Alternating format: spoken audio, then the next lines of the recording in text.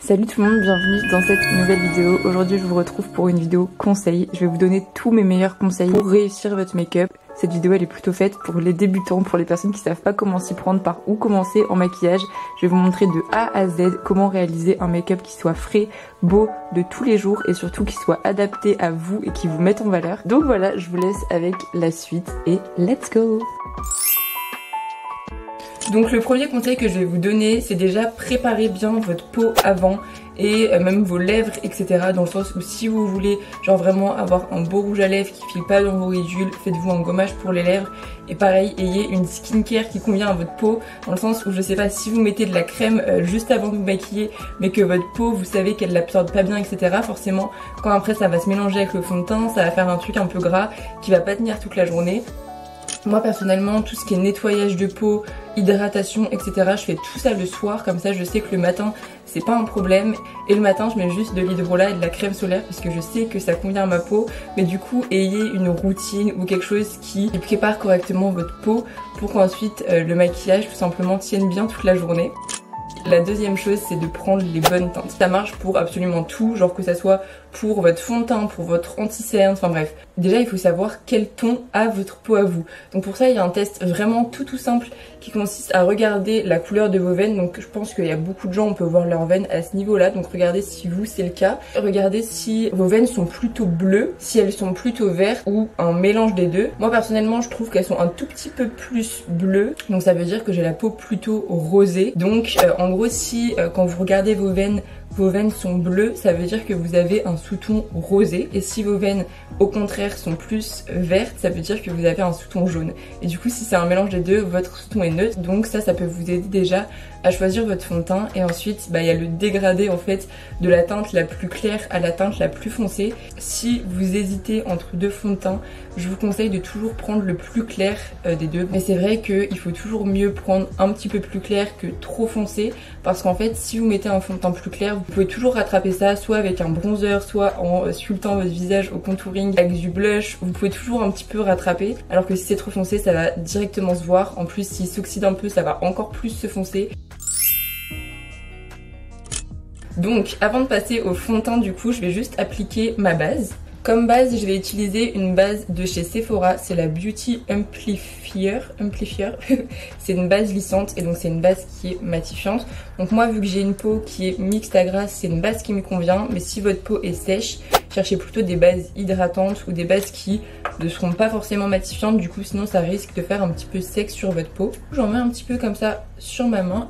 Et je vais l'appliquer au niveau de la zone T, donc au niveau, vous voyez, du nez, du menton et du front. Et donc la base, ça va avoir pour effet de faire tenir plus longtemps le fond de teint. Donc après, la clé, c'est vraiment de tester votre base et votre fond de teint ensemble, dans le sens où vous pouvez avoir une très bonne base et un très bon fond de teint, mais qui se matchent pas très bien ensemble. Et du coup, ça va aussi avoir une action, dans le sens où si vous avez une base hydratante et par exemple votre fond de teint est un peu sec, ça peut peut-être aider à ce que votre peau soit moins sèche en dessous. Et moi, au contraire, vu que j'ai mis une base matifiante, tout au long de la journée, je vais un petit peu moins briller que si j'avais juste mis mon fond de teint. Et du coup on passe à l'étape du fond de teint. Alors moi je vais utiliser le All Day Matte de chez Facefinity, donc Max & More. Donc là comme je vous ai dit c'est un fond de teint stick. Donc les fonds de teint stick ils vont plutôt convenir aux personnes qui ont la peau grasse parce que c'est assez chiant niveau texture, c'est pas un fluide que vous appliquez. Et du coup je vais vous montrer comment même avec un fond de teint stick ça peut s'adapter à tous les types de peau. Donc j'en mets un petit peu partout comme ça. Et du coup l'astuce ça va être d'appliquer un tout petit peu de sérum avec pour fluidifier, et ça vous pouvez le faire avec tous vos fonds de teint. Et juste petite précision, là je l'ai pas fait, mais au lieu d'appliquer énormément de fond de teint, si pour vous c'est important de cacher si vous avez des imperfections, etc. Privilégiez la correction avant en utilisant des teintes dont je vous ai déjà parlé. Si vous avez des rougeurs, appliquez avant votre fond de teint une teinte verte. Si vous avez les cernes un petit peu bleutées, appliquez une teinte orange. Et si vous avez des cernes un petit peu violacées, appliquez une teinte jaune. Et du coup on va pouvoir passer à ce fond de teint parce que là ça fait beaucoup trop longtemps qu'il est sur ma tête.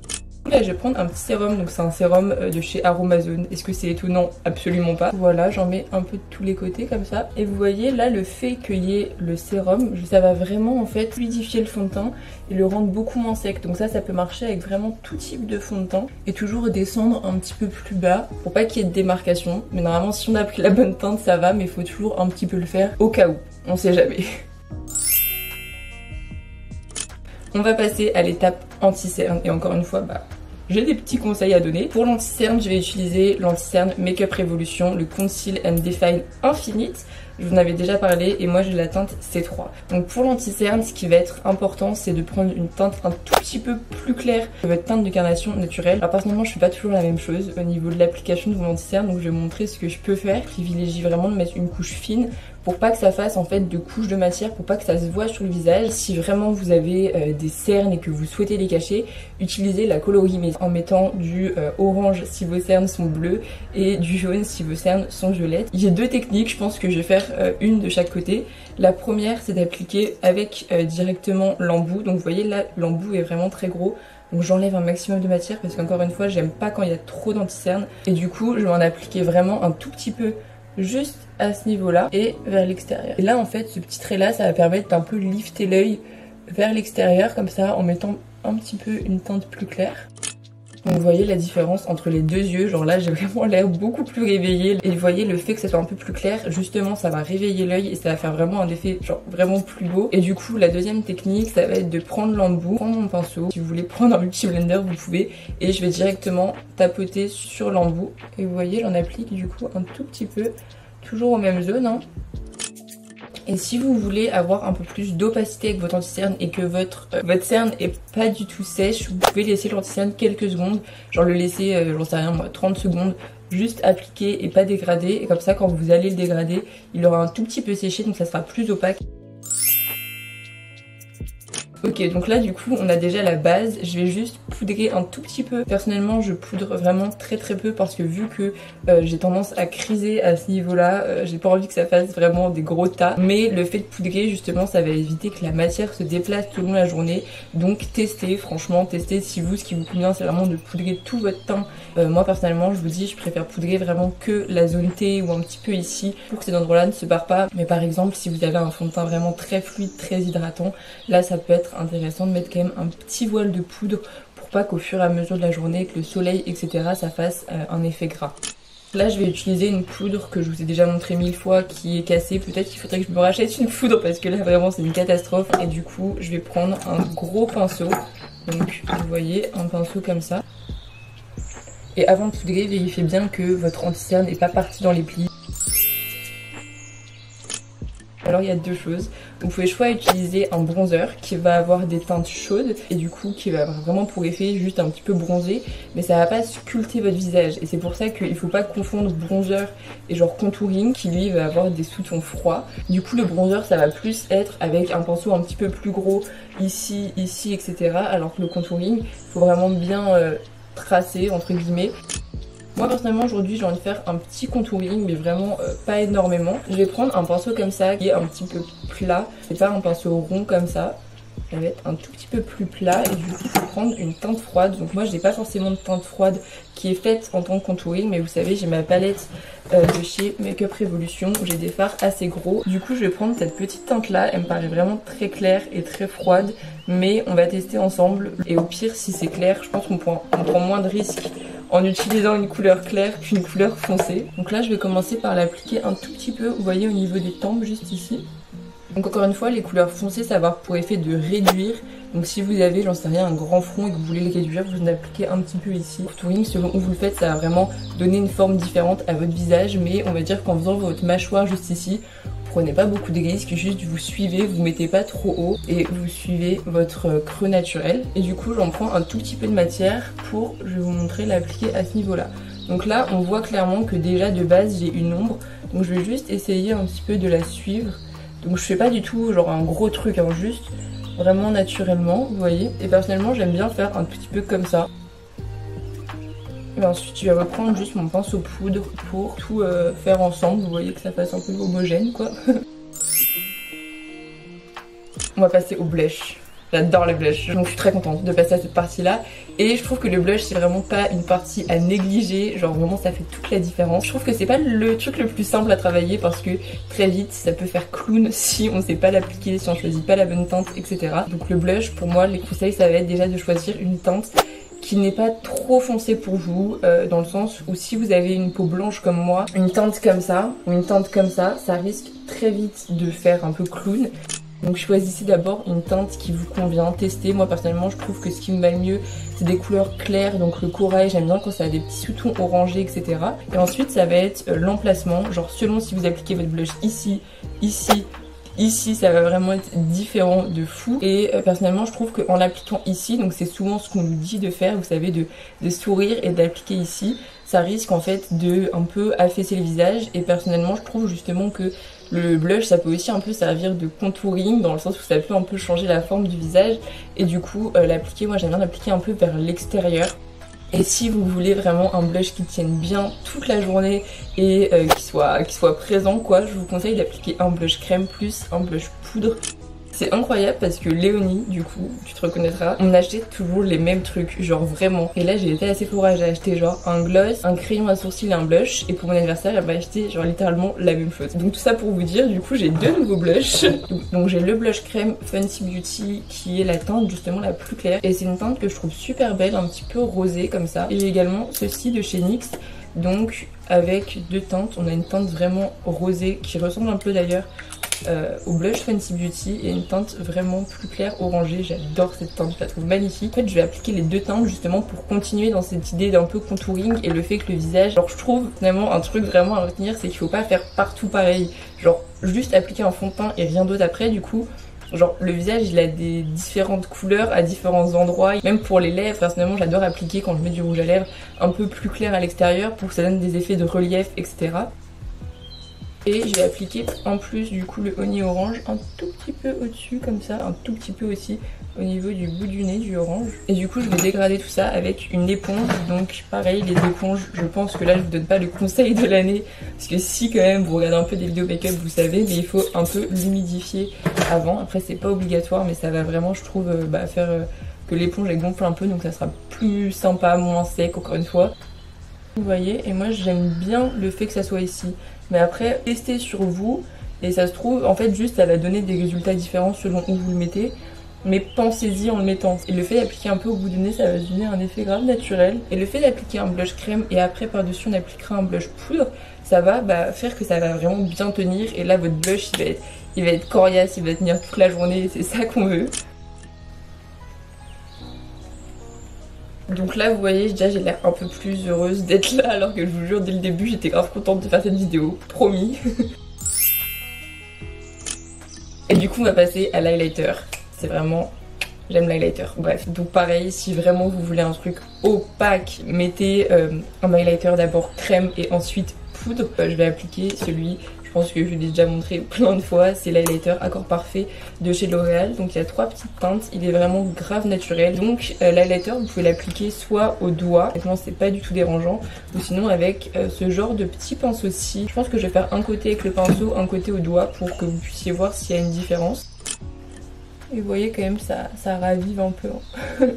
Et après de toute façon j'aime bien faire au doigt comme ça, pour que ça soit vraiment un peu plus fluide. Et aussi si vous avez de l'acné ou des pores dilatés etc, l'highlighter ça va vraiment genre mettre la lumière dessus. Donc si vous avez des boutons genre vraiment à ce niveau là, je vous déconseille de mettre de l'highlighter. Après honnêtement on s'en fout, tu vois, au pire on voit plus les boutons, mais juste sache que du coup genre ça va faire ressortir un petit peu les boutons. Là vous voyez j'en ai un et ça le fait un petit peu ressortir. Et du coup aussi pour l'highlighter j'en applique un tout petit peu, vraiment avec un petit pinceau au niveau de la pointe de mon nez. En fait si vous le faites avec un gros pinceau, le risque c'est genre que tout votre nez soit illuminé et qu'il n'y ait aucun contraste, alors que justement si vous voulez un petit peu qu'il ait l'air plus fin, il faut appliquer vraiment genre un tout petit peu au bout. Et ensuite j'en appliquerai au niveau des sourcils, mais du coup d'abord venez, on passe aux sourcils, s'il vous plaît. Les sourcils c'est grave complexe je trouve, parce qu'en fait on a tellement tous une forme de sourcils différente. Avec les conseils que je vais vous donner, genre il n'y a pas tout qui va marcher pour tout le monde. Donc déjà le truc à ne pas faire, avant de voir ce qu'on peut faire, le truc à ne pas faire c'est de faire deux lignes ici et de remplir. Parce que là ça va faire genre un gros carré. Si on veut un truc naturel, en gros, il ne faut pas genre faire des carrés. Arrêtez de faire des lignes et des carrés. Toujours suivre le sens du poil et faire comme s'il y avait des faux poils. Et au niveau de la tête, du sourcil, ne jamais mettre des couleurs trop foncées. Genre si vous voulez mettre une teinte foncée, mettez-le au niveau de la queue et au niveau de la tête, privilégiez les teintes un petit peu plus claires.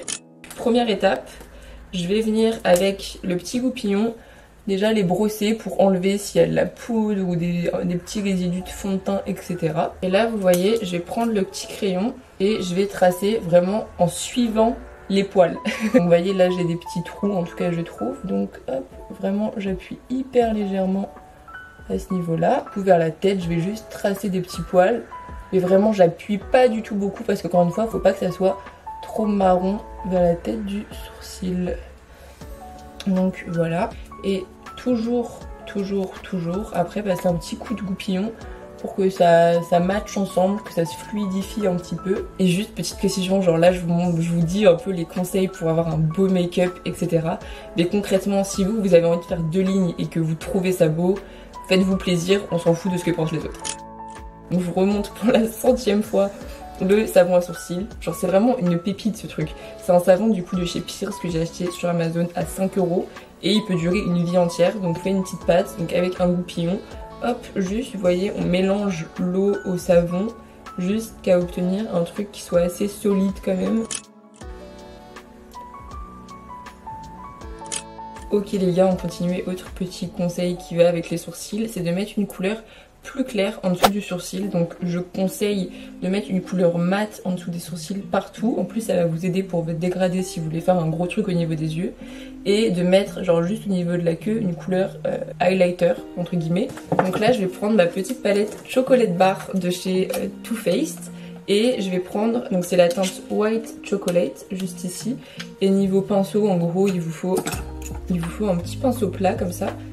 Et du coup je vais appliquer juste au niveau de la queue du sourcil une teinte highlighter. Vous pouvez prendre le même highlighter qu'ici pour que ça soit raccord. Et pareil je vous conseille de prendre un pinceau assez fin à ce niveau là pour pas genre foutre de l'highlighter jusque là. On cible ici juste en dessous du sourcil. Hop, vous voyez ça illumine, c'est sympathique, on apprécie. Donc voilà pour nos petits sourcils. On va passer maintenant aux yeux.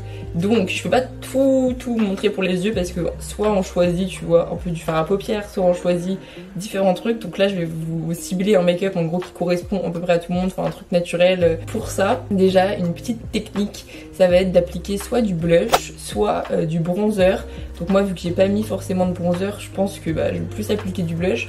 Au niveau du creux de paupière, moi du coup je vais prendre mon blush. Donc je vais reprendre le blush crème, je sais pas quelle teinte, je pense que je vais prendre la plus orangée. Et vous voyez je vais juste l'appliquer à ce niveau là, hop, et l'étirer un peu vers l'extérieur comme ça. Et même quand vous maquillez pas vous pouvez faire ça, genre ça ne va vraiment pas beaucoup. Un petit pinceau boule et on dégrade l'affaire.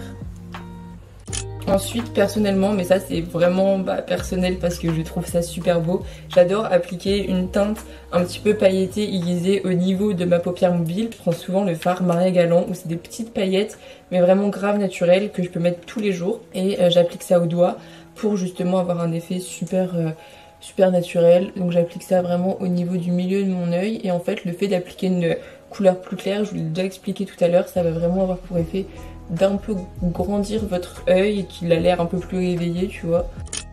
Ok, et du coup on va passer à l'étape du liner. En tout cas le but ça va être d'étirer votre œil et justement je vais vous montrer un peu une alternative au liner qui est plus simple, qui va à tout le monde et à peu près à toutes les formes d'œil. En tout cas, vous pouvez faire un liner sur toutes les formes d'œil mais c'est juste que c'est un peu plus compliqué parce que du coup il faut vraiment bien connaître votre œil pour savoir quelle forme va mettre en avantage votre œil, alors que là du coup on va faire un liner au fard à paupières et je vais vous montrer que c'est vraiment simple, genre vraiment y a pas de, vous prenez pas trop de risques. Donc je vais vous montrer comment faire un liner au fard à paupières inratable, vraiment. Première étape ça va être de choisir un bon pinceau, donc il vous faut un pinceau biseauté, genre vraiment il vous faut un pinceau biseauté, je répète. Et du coup là il faut choisir une couleur de teinte. Vous pouvez prendre du fard à paupières noir. Personnellement je trouve qu'on prend encore une fois moins de risques avec du marron et c'est tout aussi beau, c'est grave naturel. Donc on va prendre une petite teinte marron. Donc je reprends ma palette Chocolate Bar de chez Too Faced. Donc en gros on va utiliser ces deux teintes-ci pour faire the liner parfait. au fard à paupières. Je vous conseille vraiment de mettre d'abord la teinte la plus claire et de partir de l'extérieur de l'œil. Genre vous pouvez partir d'ici, mais si vous voulez que le résultat soit vraiment genre un effet d'œil étiré, il faut partir de la moitié de l'œil, puisque si vous partez de là, du coup ça va grave arrondir et pas tellement l'étirer. Je reste super proche des cils avec le pinceau, vous voyez, juste en gros c'est comme si vous coloriez vos cils comme ça à partir du milieu de l'œil. Fastoche, pour l'instant fastoche hein. Et une fois qu'on arrive à la fin de nos cils, genre vous suivez votre ligne du bas. Là ce qui est naturel c'est de monter un petit peu comme ça pour moi, vous voyez, et vraiment n'appuyez pas fort et faites pas une ligne, genre tapotez comme ça, pas fort, genre faites tac tac tac tac et vers l'extérieur, vous voyez, comme si votre ligne du bas se continuait en fait. Et en gros voilà, hein, on a fait un truc super simple en littéralement 2 secondes que tout le monde peut faire. Là franchement je sais pas quoi dire si vous n'arrivez pas à faire ça, genre vraiment vous pouvez le faire si vous avez un bon pinceau et un bon fard à paupières, il n'y a pas de raison.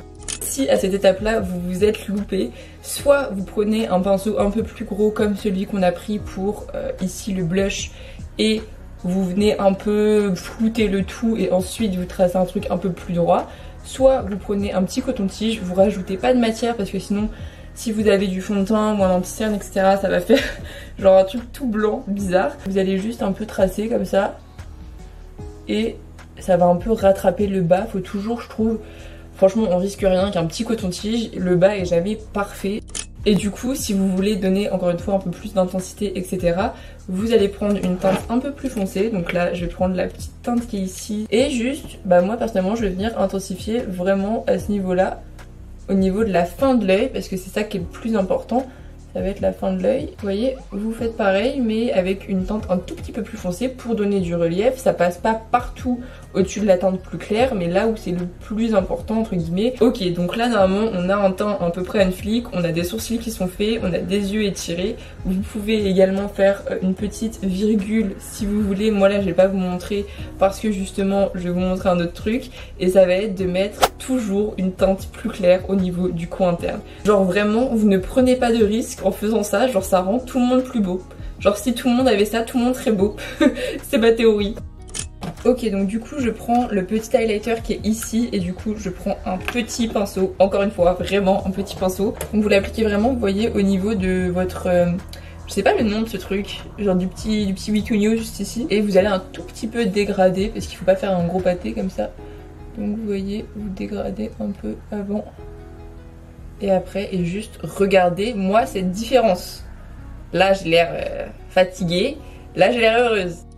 Ensuite on va passer au crayon, donc ras de cils inférieur et supérieur, et justement genre souvent on a tendance à l'oublier en mode bon on passe au mascara, et en fait genre c'est vraiment hyper important le crayon. Quand vous allez voir la différence vous allez être in the shook, genre vraiment indispensable. On prend un crayon, je vous conseille de prendre un crayon assez sec parce que si vous prenez un crayon, moi souvent je prenais un crayon qui était beaucoup trop gras et du coup en fait ça a transféré sur le bas et du coup pour le coup j'aimais vraiment pas. Donc vous prenez un crayon, moi je sais même pas, c'est un crayon que j'avais pris à ma mère, bonjour maman. Vous prenez un peu votre paupière et là en fait ce qui va être important c'est vraiment du début de l'œil jusqu'à la fin, bah de remplir tout simplement.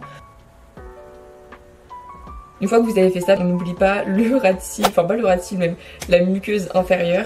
Donc pour la muqueuse inférieure, soit vous aimez bien les couleurs foncées et vous faites les deux foncés. Il y a des gens qui aiment bien, personnellement pour certaines fois ça peut m'arriver.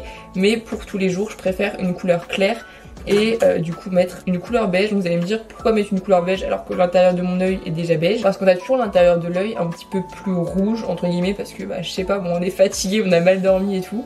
Donc du coup le fait de mettre un crayon vraiment beige, ça va l'ouvrir en mode mais putain mais t'es en bonne santé tu vois. Donc là je crois qu'on a à peu près fini pour tout ce qui est fard à paupières etc.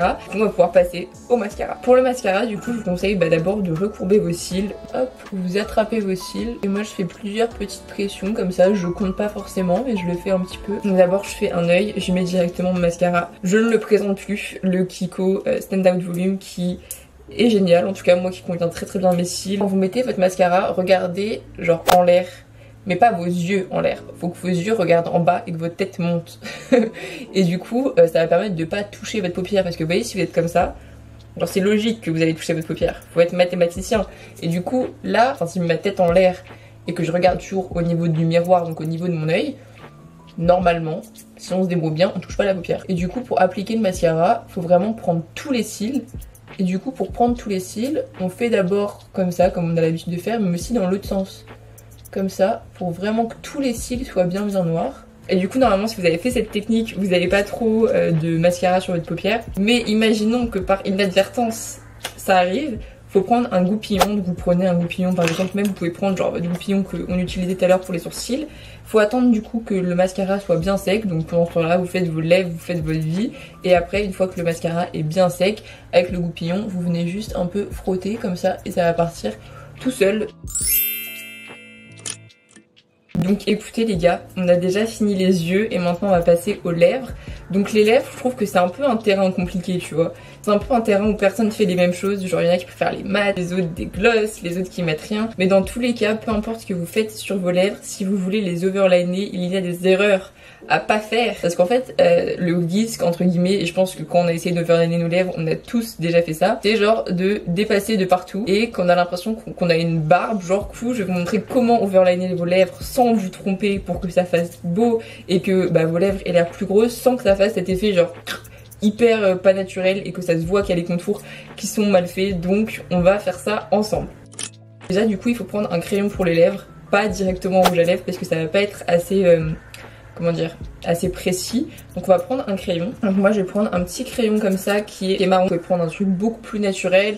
Là je vous montre juste en fait la technique pour overliner les lèvres, genre pour que ça fasse beau, et sur tout type de lèvres vous pouvez faire ça.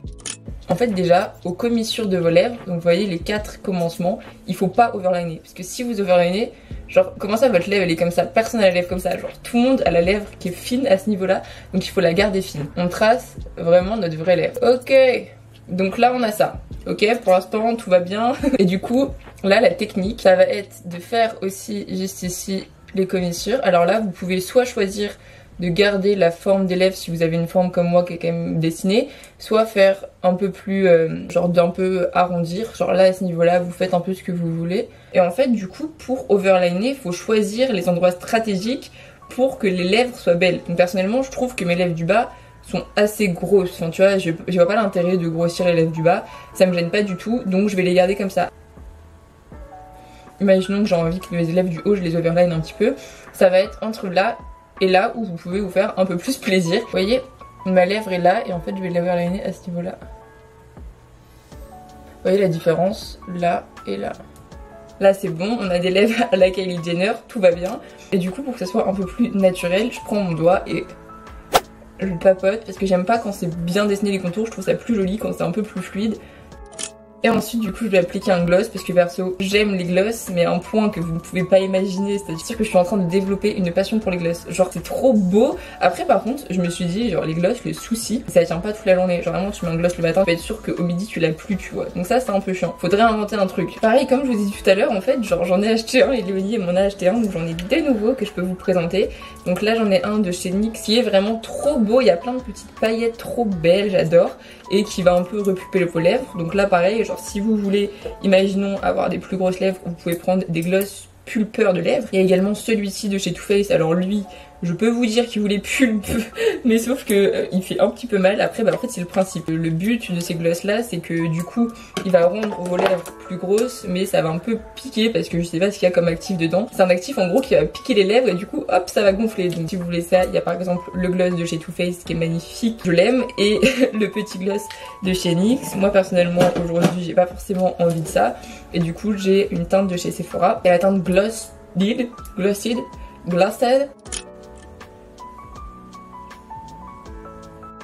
Et du coup voilà les gars pour ce petit make-up, j'espère qu'il vous a plu, j'étais trop contente de faire cette vidéo. J'espère que vous avez appris des trucs que bah j'en sais rien, moi-même c'est un tout petit truc où vous vous êtes dit oh putain ouais je ferai ça la prochaine fois.